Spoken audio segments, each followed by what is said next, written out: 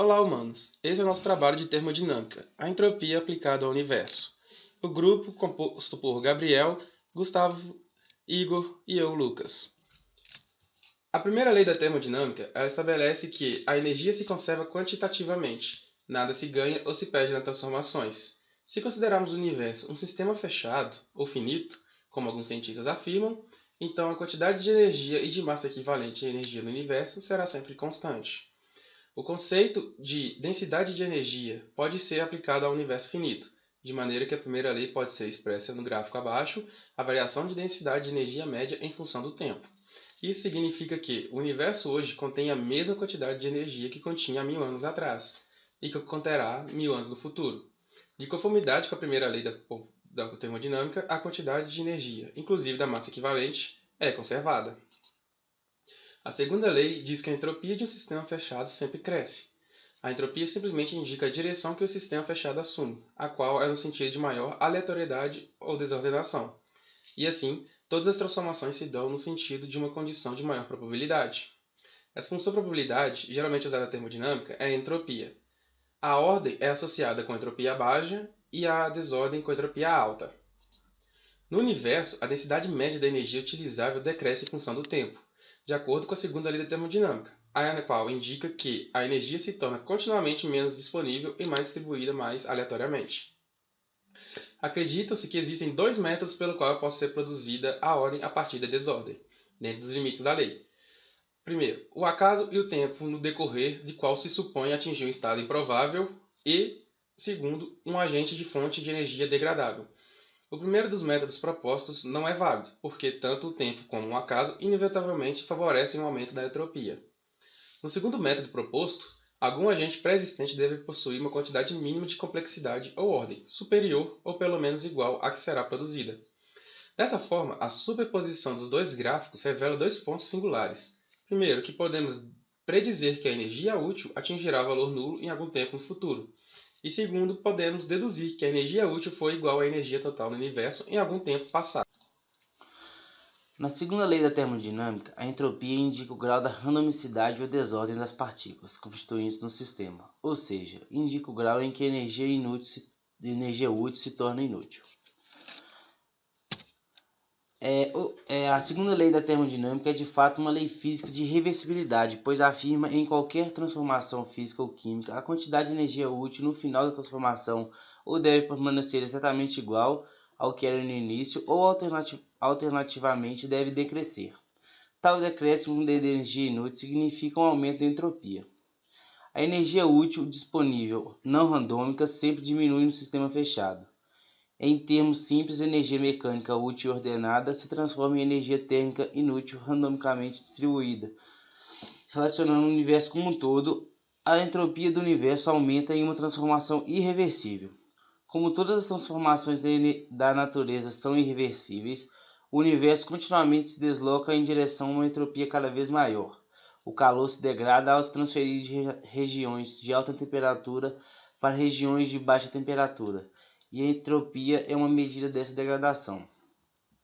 Essa degradação da energia é provavelmente exponencial, porque a taxa de aumento da entropia é proporcional às diferenças de potencial, diferença de temperatura, pressão e probabilidade, que diminui com o tempo. Logo, o aumento da entropia é mais rápido em dado instante e mais lento nos instantes seguintes, pois a energia útil tende a zero. Bom, agora eu vou falar um pouco sobre a origem científica do universo. Não é bem a origem do universo, mas é como a energia se comportava, entre aspas, antes do Big Bang. Então, a gente sabe até hoje que a energia útil do universo ela não pode ser superior à energia total do universo, né? Ou seja, um fato trivial. Então, a gente vai dar uma olhadinha aqui nesse gráfico da densidade média de energia utilizável pelo tempo. Aqui a gente tem a noção de tempo a partir do Big Bang, né? Ou seja, quando o universo sofreu uma expansão. Então, a partir daí, a gente começa a cronometrar o tempo. Então, no momento que aconteceu o Big Bang, a energia útil do universo era igual à energia total do universo. Então, a partir daí, ela começa a se degradar, seguindo a risca, segundo a lei da termodinâmica. Mas o que tinha no universo, como se comportava a energia no universo antes do Big Bang? Então, para isso, se tem alguns pontos de vista a partir dessa hipótese, né? Então, o primeiro ponto de vista aqui é que a energia era totalmente inútil e ela se transformou em completamente útil e depois totalmente inútil. Bom, a base desses pontos de vista está bem aqui nessa científica entre aspas. Por quê? Essa científica entre aspas ele está assim porque todos esses pontos de vista eles se baseiam no sentido que existe um ser superior, um ser sobrenatural que fizesse com que elas tenham algum sentido, que esses pontos de vista façam algum sentido. Então, o primeiro ponto de vista aqui, eu vou pegar o gráfico aqui para tentar explicar. Bom, imagine esse gráfico aqui rebatido aqui na esquerda, ou seja, espelhado aqui na esquerda. Então, você teria um momento que a energia era totalmente inútil, se transforma em energia totalmente útil e depois transforma novamente em energia inútil. Então, antes do universo, você tinha energia totalmente inútil se transformando em totalmente útil. Bom, vamos pensar em termos de segunda lei da termodinâmica. Isso faz algum sentido? Em termos da segunda lei, não faz nenhum sentido.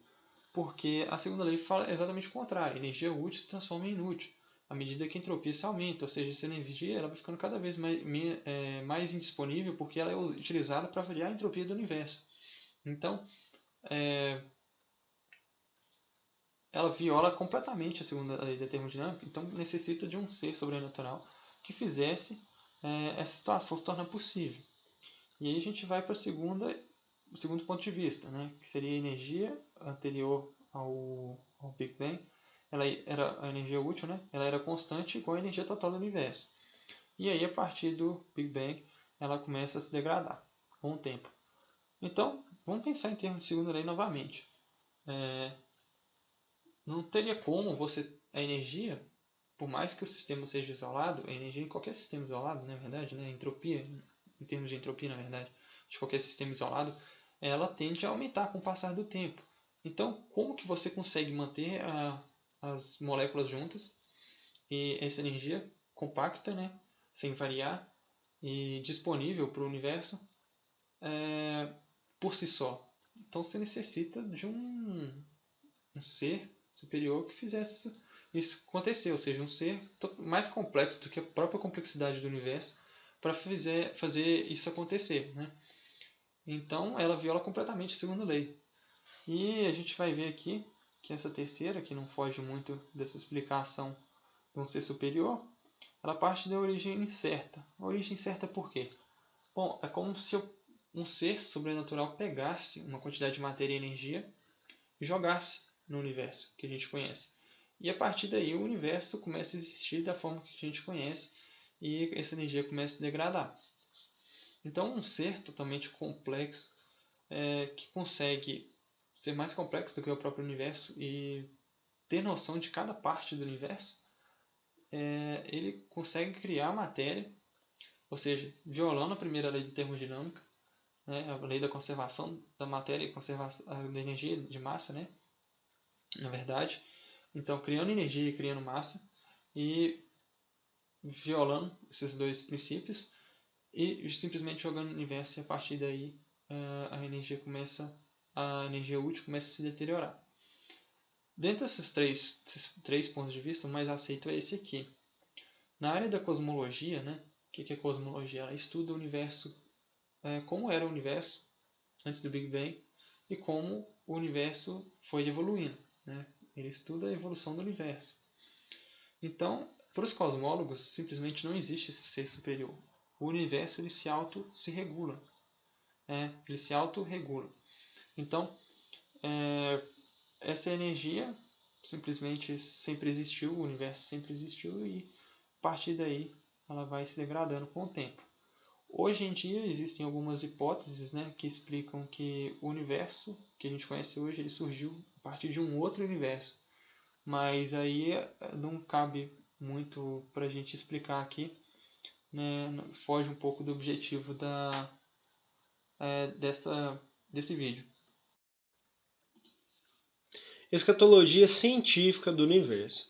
Atualmente, a teoria mais aceita é de que o universo está caminhando à sua entropia máxima, considerando como um sistema fechado.